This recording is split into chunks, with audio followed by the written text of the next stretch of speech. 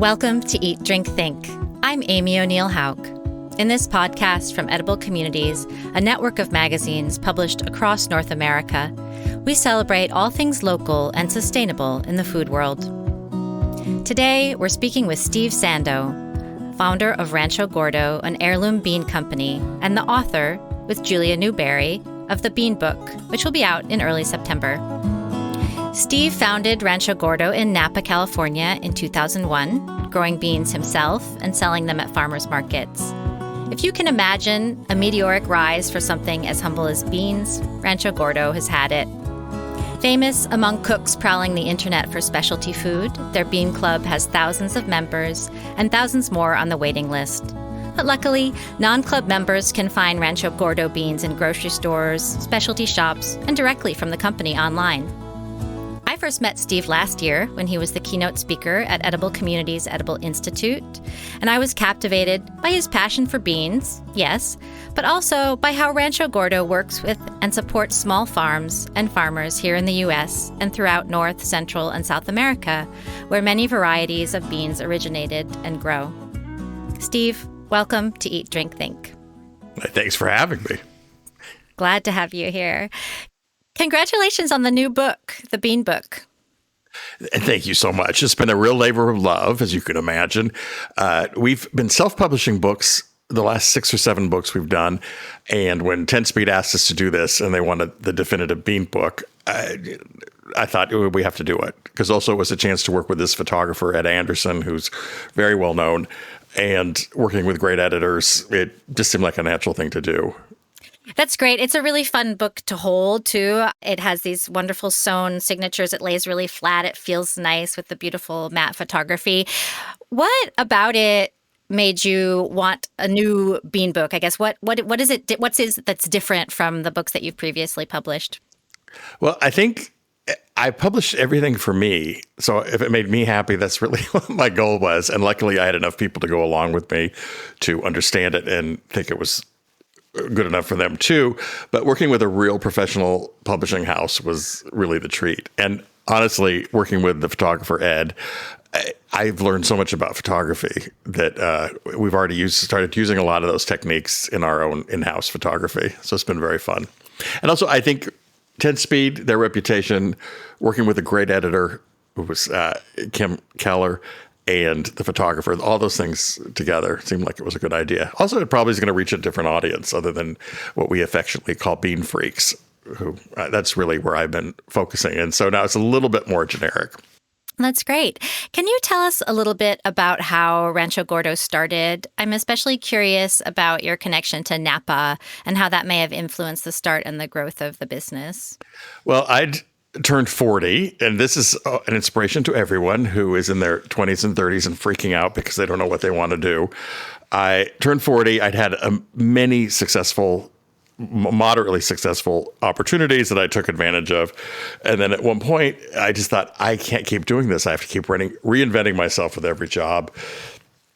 I was getting really frustrated, and I thought, you are a screw up and it's not going to work. So I was doing web design when this all happened, and there was someone cheaper and not as good who got hired for a job I wanted.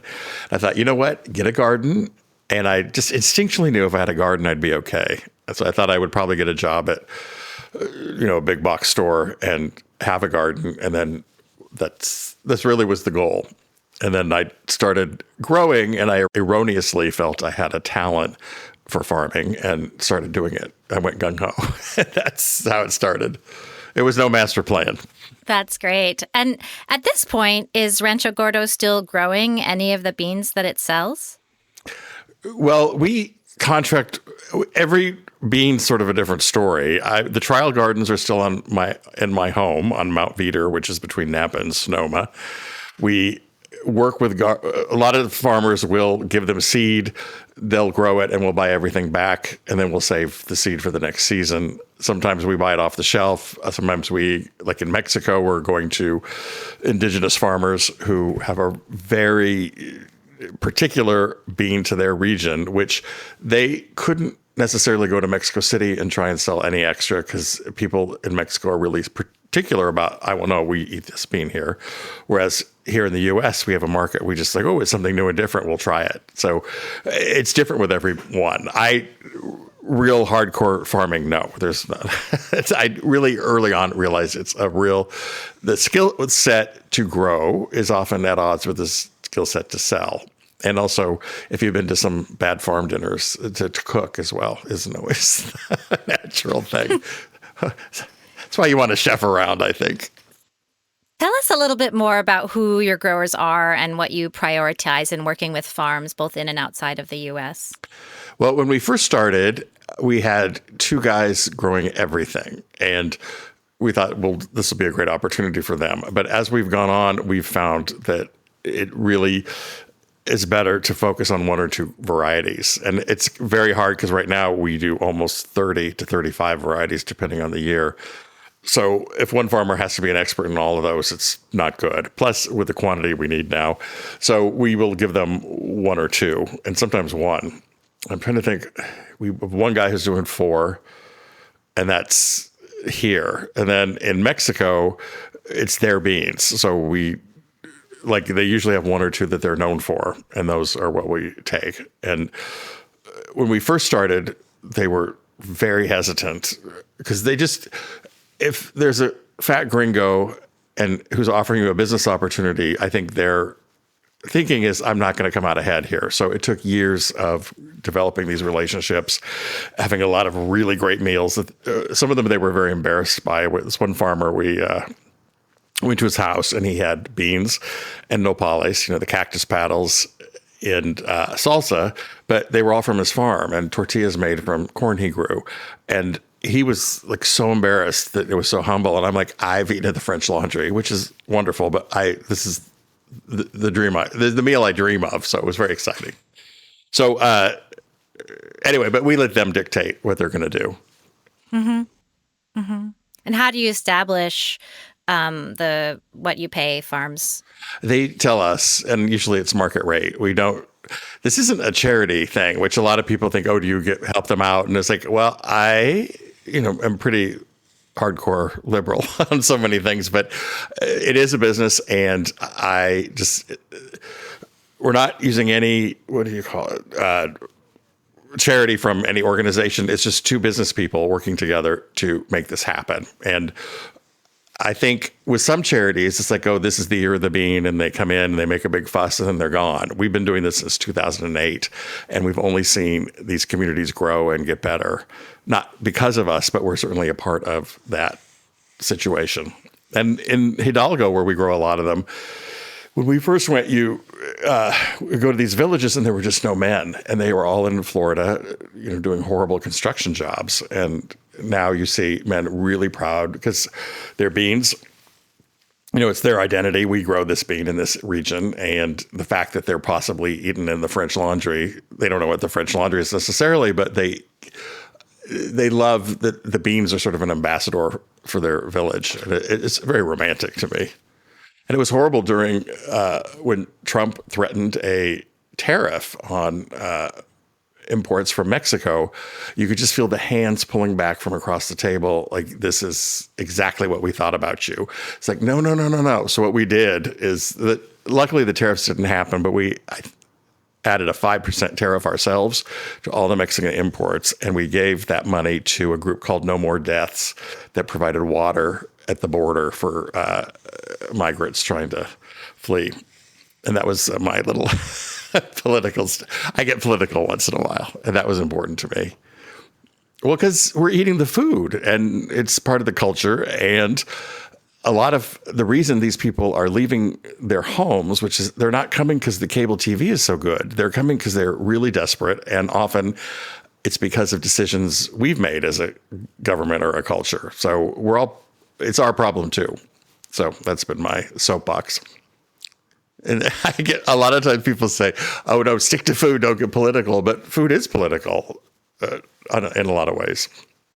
Well, it's the one thing that intersects everyone and everybody. Sure. So, yeah. And, yes, yeah. And, well, I don't know what I am, but I guess I'm a capitalist, but sometimes I think I'm an anarchist. I don't know. I go all over the map. I would say this isn't working for everybody, whatever this is that we have, but it is capitalism. So my goal is to be the best capitalist I can be by giving opportunities to people, not necessarily charity, because that's somewhat patronizing. Although it's another route that's perfectly valid. It's just, to me, let's create opportunities is really where I've come from. How did I get on that? Sorry. It's not. No problem. It's all relevant, actually, I think. But I'm going to take a little bit of a turn. In the introduction of the book, you mentioned that early on at farmers markets, you discovered customers love the tactile aspect of the uncooked beans so much that you created a bowl of touching beans. Yes. And it reminded me that most of us, or maybe those of us just growing up in the 70s, created bean art in preschool, maybe gluing beans to construction paper in the design of a flower or a butterfly. Yeah, the bean is a comforting, approachable object, right? But maybe it's a bit mysterious for the cook. So I was wondering, what ways have you found to demystify it? Well, by constantly talking about it, I think people who are successful at cooking beans and also have big personalities tend to explain it in a way that just if someone had never cooked beans, they're thinking, there's no way I'm doing all that, because it's, and people who drink martinis are the same way. It's like, no, this is the way to make a martini, and this is the way to cook beans. And in fact, simmer till done is the short instructions. And so just keep that in mind. Just simmer them until they're done. That's really the most important aspect. And then there's lots of little fine-tuning things. So we've made many videos. Books are a great way to talk about it. The farmer's market was really a good way because people really make it harder than it has to be. But no, I think just constantly talking about it. And it is a miracle, I'll tell you, to take a little rock that you bought and it's really pretty, and then to cook it and turn it into something creamy and delicious. You did something pretty magical right there. And so you should take a victory lap and maybe not tell everybody, but but it's pretty amazing. Yeah, it reminds me when you talk in the book a little bit about some of the variables that go beyond the simmer till done, maybe the water, the hardness of your water, the cooking vessel. It kind of reminds me of sourdough in a way, whereas okay, it's simple. It's flour, water, salt, and you have to leave it alone. And you might not be able to affect what's going on in the middle, but you come back and you have something kind of cool, and everyone loves to talk about it. Isn't that funny? No, it is true. But I think beans, you really have to work very hard to screw up a pot of beans. There are a few absolutes. I think acids, you don't want to cook with tomatoes or lime. The salt, has been pretty much debunked, although I still am so cheap, I don't want this to be the one pot we find out that it was true. So I tend to salt later. Also, you can control it a little bit. And then that's kind of it, I think. I don't know. Also, I think we tend to want to love them too much. So we're constantly stirring them or fussing, and then really just leave them alone and let them cook is what I would say. Yeah, I think that's probably pretty liberating for most cooks. If you were to look at my copy of the book right now, you'd find a lot of little Post-it flags marking recipes that I'm interested in, which is actually unusual for me as a cook. I'm not much of a recipe follower, but I found lots of inspiration here. And one of the things that really got my attention is bean broth. Can you talk about bean broth, both as a byproduct of bean making and as an ingredient in its own right? Well, first, I'm so flattered. Post-its in a book means something's working. So if you're not even going to actually make it, you're thinking about it. And as an author, that's about as flattering as it gets. But bean broth is this free soup. It's, you get, when you cook beans yourself, you get the water that they're cooked in. And some recipes will have you drain it because you maybe say you're using them for a salad, but save it. I mean, use it to cook rice. You can make a base for soup. Honestly, a third chicken stock, a third pureed tomatoes, and a third bean broth. Then throw something else that's left over in your refrigerator. You've made soup. It's that easy. And when you buy canned beans, they have a role, but the fact that you have to rinse them because it's so mucky and unappealing, that tells you something. Also, when you buy a can, I mean, I'm obviously not a huge fan of canned beans, but the quantity is variable. So it's between, a cup and a half Sometimes a little less, sometimes a lot more water. So I don't know. It seems like it's not good value, but bean broth is magic. And a lot of times when I have a dinner party, which I try and do twice a month at least, and sometimes it's more, especially post-COVID, I'm finding that's really all I want to do is have people over to dinner. And if you make beans, you're halfway there. But I take bean broth and a squeeze of lime juice and some chopped red onion and a pinch of Mexican oregano and put them in shot glasses hot. And I pass it around instead of a cocktail. That's a great way to start out the thing because people are going to talk about it for sure. It's absolutely delicious. And it just sets the tone. So it tells your guests you like them because you're going to dirty up an extra bunch of glasses. Well, and you've got something sort of welcoming. Yeah, you're welcoming them in with something savory. I think that's a really cool idea. I'm excited to try it.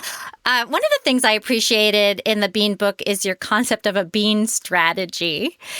You encourage cooks to cook beans regularly and have them on hand to combine into easy meals. And at the end of the book, there's condiment, pickle, sauce recipes to give folks ideas about how to make these combinations. So it seems like even though you provide 100 actual recipes, you're saying maybe you don't actually need a recipe to enjoy beans, or having beans in the pantry can free you from recipes. Can you talk a little bit about bean strategy? Yes, it's very important. And really, for me, the way I cook, the idea of doing a cookbook is like, just buy them, cook them, eat them. It's that simple. But people really do want recipes, and that can be inspirational. But I think I've been saying for years, the biography of a pot of beans is you start on Sunday night, say, if you work a regular work week, and then as the cook, you take a cup and eat it yourself because you deserve it. But throughout the week, you could make one of the recipes in the book. You could put a plop of sautéed leeks that have been sitting in your refrigerator that are also waiting.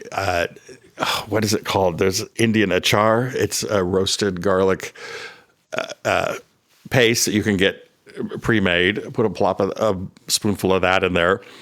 You can make soup, and then throughout the week, you're starting to think, okay, we're getting ready, but I'll put a spoonful in a salad.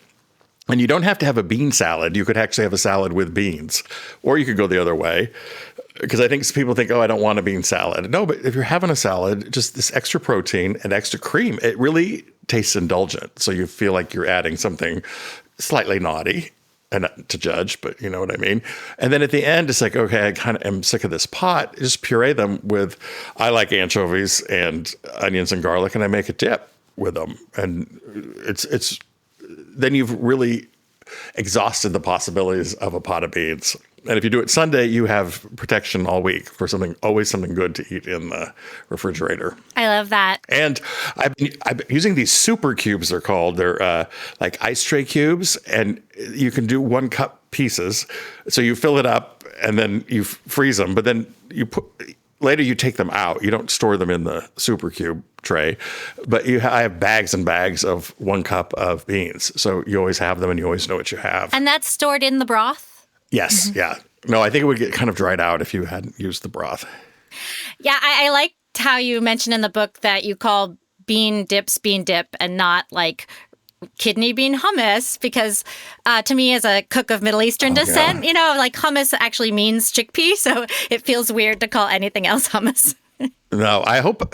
Did we do that in the book? You did. You mentioned that in the book. You did mention that. Yeah. Good. Yeah. All right. Good. Yeah. Okay. Yeah.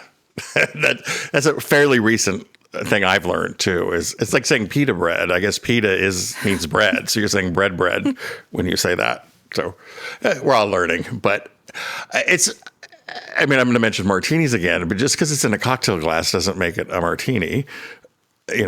But also just because it's a dip doesn't make it hummus. So when you're a bean freak, you learn these things and they become important to you. Yeah. And actually, maybe you could mention the part of the book that's basically an encyclopedia about the beans about several beans, many kinds of beans, that's a little more description. And then it kind of mentions recipes that might go along with them that helps us to differentiate and not think of beans as a mass of similar things. Right. Well, I remember I'm old enough when black beans started to become popular, and it was the most exotic thing you could imagine. I couldn't believe how exciting it was to have a black bean. But we right now grow and import and sell about 32 varieties. It depends year to year. And as a business plan, it would be much smarter and more profitable to have fewer. But I taste a new one is like, oh, we've got to do this. We have 3 black beans, and my partners in Mexico said, we just met these farmers in Chiapas, and they've got this incredible black bean. I'm like, well, we don't need another black bean. And of course I ate it, and it's like, oh, we have to do this too. So because it was velvety. So the Chiapas black bean is velvety. The Santanera Delgado, which is from Oaxaca, it's sort of denser and more kidney-like, but it has an incredible broth. The midnight black beans, are more a traditional turtle bean. So each one has its own little variation. And I would love to do fewer beans as a business, but as a bean person, I can't. So I love this. It's hard. Bean vocabulary that I'm now learning from talking to you. We have creamy, we have velvety. Yeah. Are there other descriptions that we haven't talked about yet? Well, some of them are like potatoes a little bit, so they have a kind of a russet texture. The Christmas lima has a chestnut texture, although kind of a beefy flavor. The scarlet runners and all the runner beans they're meaty, really. And we always say that's a great gateway bean if you're transitioning to a vegetarian or don't want to eat meat all the time. Really, runner beans are the way to go.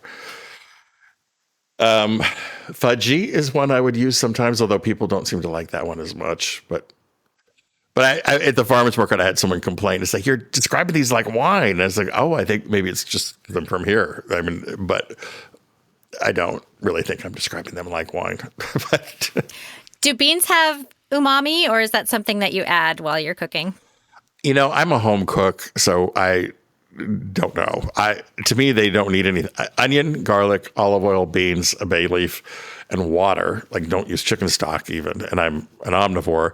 I mean, that is food, drink, and lodging right there. I don't know. You don't need anything else. So I think a more clever chef would have to say whether there's umami.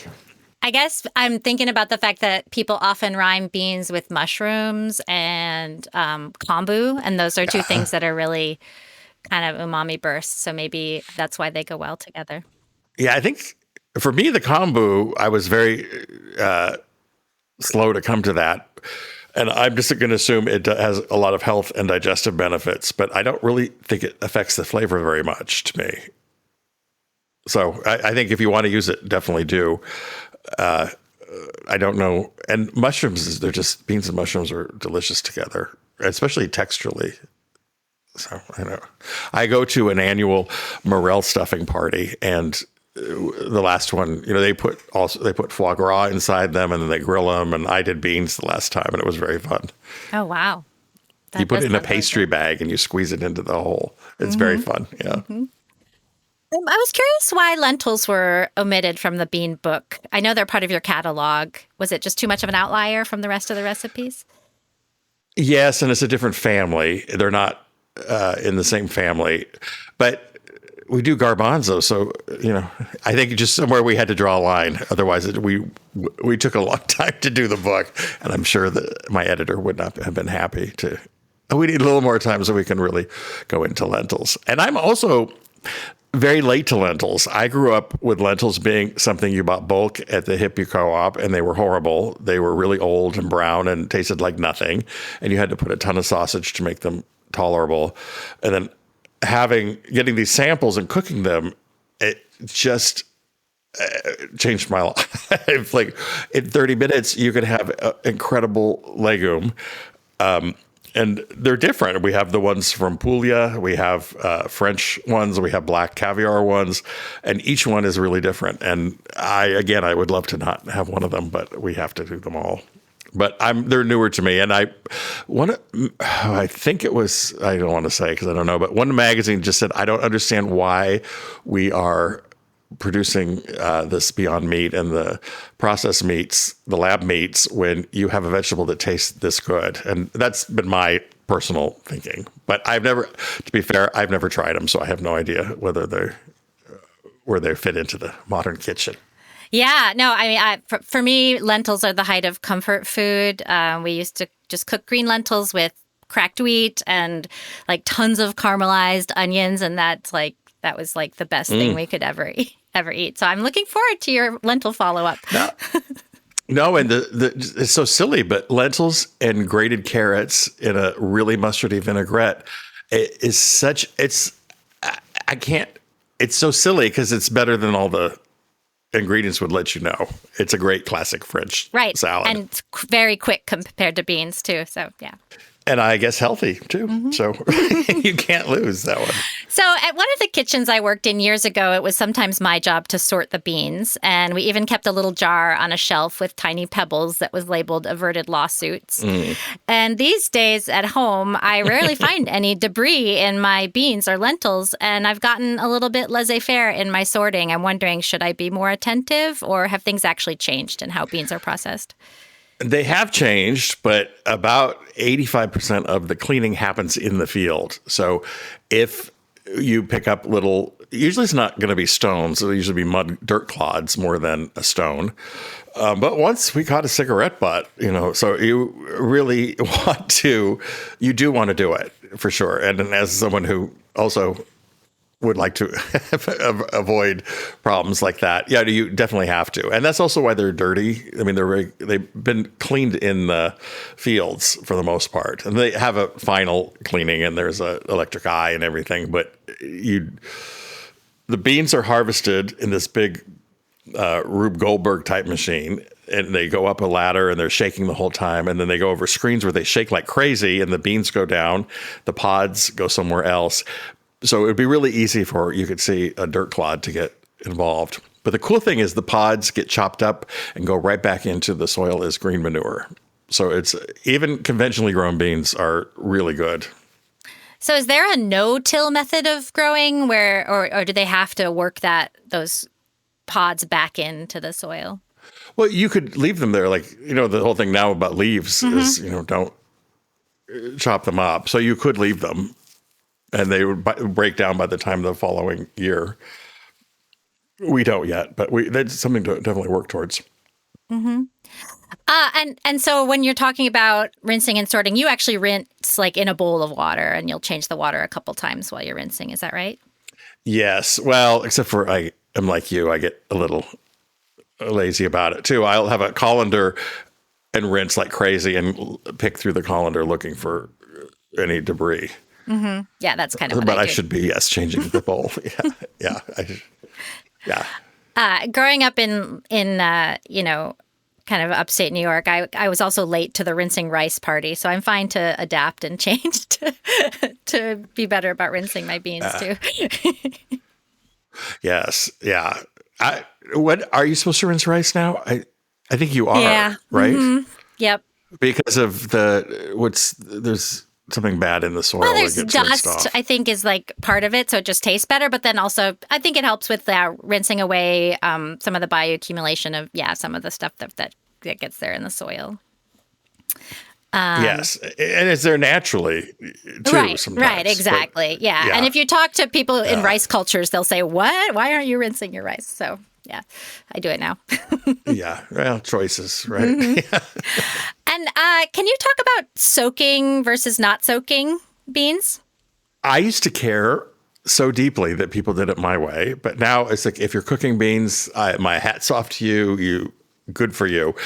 You don't really need, if you know your bean source, like Rancho Gordo, you don't really need to soak. So I will tell you, everyone who works here starts out soaking, and by the time they've been here for a month or so, nobody soaks. So they just start cooking. And that's because we know they're relatively recent. But if I were to go to a grocery store, especially in the Midwest where they're not turning a lot of beans, I definitely would soak. Harold McGee, in his book on food and what is the book called? On food and cooking, yeah. This is a food Yeah. He says that all the absorption happens between 4 to 6 hours. So you are potentially wasting a lot of time by doing it over 6 hours. And with our beans, if ever we have someone say, oh my God, I cooked them for 2 days and they never cooked, it's like, well, did you soak them? Yeah, for 24 hours. And it's like, okay. So the bean is actually starting to sprout and it's, protecting itself, and it takes a long time. So it's a tough one. But if you are an Italian grandmother and you are going to soak and you are going to change the water, more power to you. And if you grew the beans yourself and you're not going to soak and you don't change the water, which McGee says actually has potentially vitamins and flavor in it, so he says not to change it, and any benefit you would get for digestion is really minimal. So, but if you're cooking, you're great. I will say, though, when I was in Italy, I was horrified by how long they dry the beans. Like, they just do not want to deal with mold, so they actually over dry them. So I can see now why that's probably why nonas are soaking. I'd still rather eat in Italy. So if they need to do that, that's fine. Good point. No, they dry in the field. So at the point the beans are ready, you cut the beans stalks off at the base and leave them in the field to dry. So we would wait, I think it's about 12% moisture, and I think they wait even less. I mean, so there's even less moisture in the bean because they don't want to deal with the mold. And we're in California where we don't really have mold problems the same way, possibly. Like, they might have a summer rain after they've harvested, and I don't really know, but it definitely is a different technique. So once they're packaged, the consumers aren't worried about that. It's only in the field that could be an issue. Yeah. Well, except for it's going to affect you because it could take longer to cook or shorter. And what are the most burning questions that your customers usually have for Rancho Gordo? It's so funny. When I started at the farmer's market, I thought we'd have like salons and argue about which the LaRousse gastronomique, which bean is for cassoulet, is it really tarbé, or actually sometimes it's cocoa. And they're like, the questions were, do I soak? And, how do I help them make them more digestible? Or why would you even cook beans? We get that a lot too, especially in the beginning. So those were more the type of questions they had. And we're actually trying to make videos, and the customer service is trained to deal with those kind of questions. They're pretty basic, which was kind of shocking to me. Well, now that you have so many rabidly passionate bean freaks, has that changed? Do people want to talk more have salons about different flavors and things like that? Exactly. Yes. And in fact, we have this bean club, which I started out sort of a joke because there were so many wine clubs in Napa. I thought, who needs another wine club? Wouldn't it be funny to do a bean club? Well, there's 22,000 members in it, and we're about to go up to 26. And they have there's 2 dedicated Facebook groups, and they're the happiest, most interesting places on the internet. And people don't fight, and we talk about really interesting things. And it goes from, I have this bean, what should I do with it, to I made this elaborate cassoulet, and I think I want a bigger bean or a smaller bean. And it's really fun, is what I would say. And the wait lists we're working on, but it is 30,000 people waiting to get into it. We just can't expand it as fast as we want. And we have a warehouse where we do the fulfillment. So we have workers who've been there 8 to 10 years in the community. Our customer service is actually here next to me working, and they actually also work in the store. So we're really a different kind of, when I talked about being a good capitalist, I think, supporting people rather than farming out that kind of job is pretty key. So we do that. Great. Well, I'm sure that the list must change. So even though it's so big, people probably do get it on and off of it over time. Oh, yeah. But also you can go to the website and order exactly what you want and get it when you want it rather than that. And also now we are working with more and more stores. At this point, we carry most of our accounts without using distributors, but we're looking into broader distribution as well. Great. So tell me a little bit about how you chose the recipes in the book, and if you have favorites, or maybe if there's a recipe or recipes that now you make regularly after working on the book. I think we had to start from, okay, what are our greatest hits? And so that was really where we started. But then, and this sounds so pretentious, but I have a lot of great chef friends now. And it's like, we need a classic baked bean recipe. Can you help me out? And they would, which is really a luxurious position to be in, where you can get these great chefs helping you out. So they were our favorites. We did try to make sure we had like a baked bean. Like, I'm coming from California. Baked beans really aren't part of our culture, I don't think. Whereas someone from New England would be horrified if we didn't have a baked bean in there. So we have a beautiful vegan baked bean recipe and a more traditional one. I get just so excited hearing about what people are doing that's really the only criteria I have, is if it sounds like something I might want to eat, and that's what's in there. But we have one recipe speaking of beans and mushrooms, it's Stefan Terje, who was at Perbaco in San Francisco and now runs a foraging product company called Wine Forest. He had a really hearty winter stew with wild mushrooms. And we were eating it and just everyone was super happy. And it's like, this is actually vegan. We didn't really even work on that. And I love finding ways of incorporating that kind of surprise into food. So it's a great dish. And what are the beans in that? It says it's a Royal Corona. Can you tell us about that bean? Yes, it's the biggest, almost humorously big bean. And we used to grow a bean called Runner Cannellini here in California, which was a white runner bean, and it was pretty big. But every year we kept having crop failures with it for whatever reason. And I thought, well, who makes the best white runners? And I thought, well, the Italians do. Well, it turns out it's a bean from Oaxaca that was bred by the Italians, but the production now is in Poland. So it's a very funny route. But they're humorously big. They have somewhat thick skins, but not unappealing. Yeah, I wondered when I saw the photo if this was a very big bean or a very small pot. So I'm glad that you let us know that it's a really big bean. No, it's humongous. And what's so fun is we've actually started planting them in California to test to see how they do, and they're doing really well. So we call them California Corona just to differentiate them, because there is a terroir issue with the beans. They really have different flavors depending on where they've been grown. Any other recipes you'd like to mention? Well, maybe you could. Yeah, well, absolutely. So one of the things that jumped out at me is the white beans on toast. It looks so simple, and I'm kind of just dying to have some. Well, I had a friend go to England, and she had a photo of her breakfast, which was beans on toast, which are canned white kidney beans in a very sweet red tomato sauce on plain bread. And I admit I laughed at it, and she got very mad at me for food shaming her, which I wasn't doing. But I just remember what they do in Italy is they have incredible bread that they rub with garlic.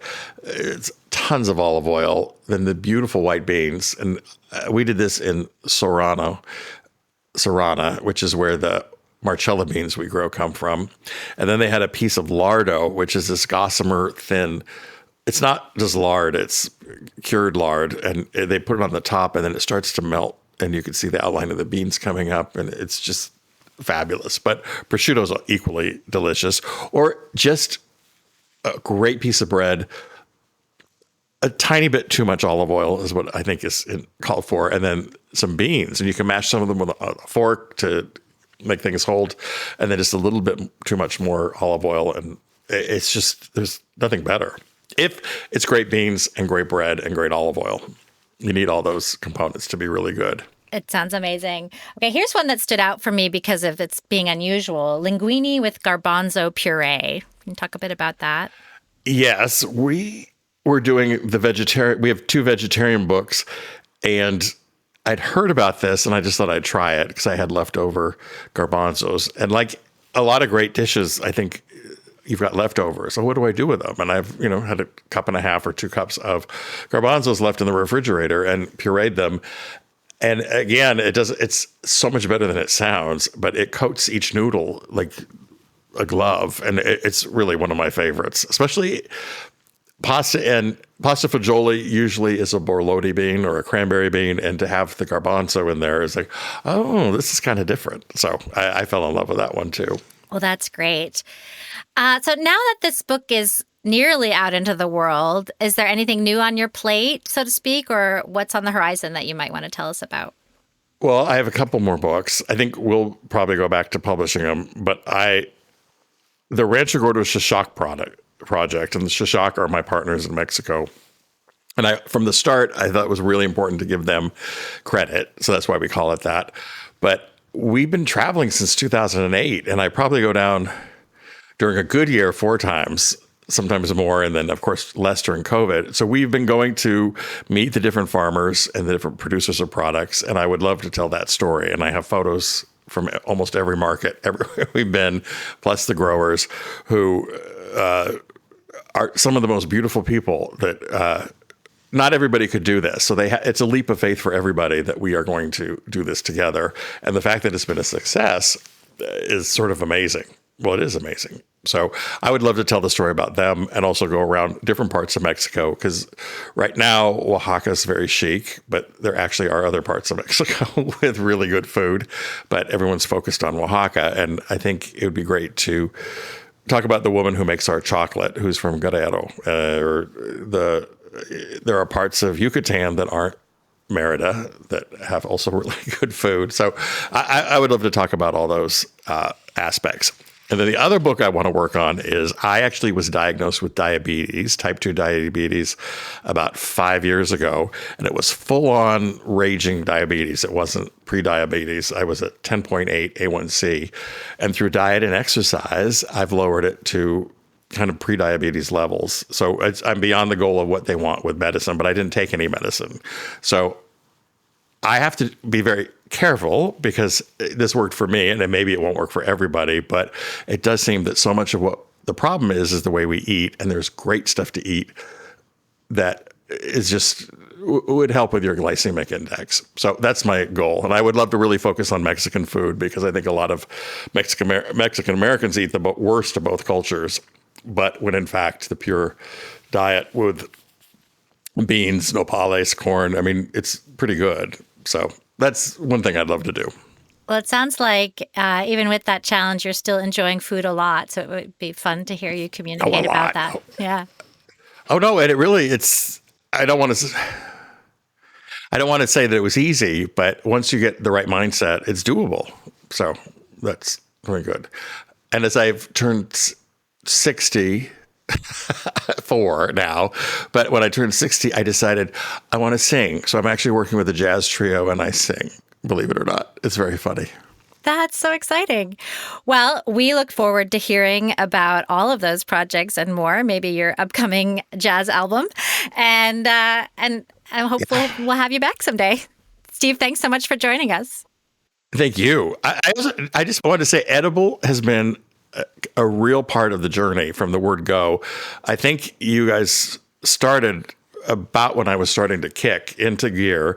And as the food sections of magazines got worse and the traditional print industry got in turmoil, edible's been there. So I just want to thank you guys for doing what you do. It's been, I feel a lot of support is what I would say. So thank you. Well, thank you. It is a great synergy to have producers and people passionate about local food to talk about. So thank you very much. We've been speaking with Steve Sando of Rancho Gordo, author of The Bean Book. Thank you for joining us today at Eat, Drink, Think. If you liked this episode, be sure to subscribe wherever you get your podcasts. And don't forget to pick up your local edible magazine. You can find show notes for today's episode at ediblecommunities.com.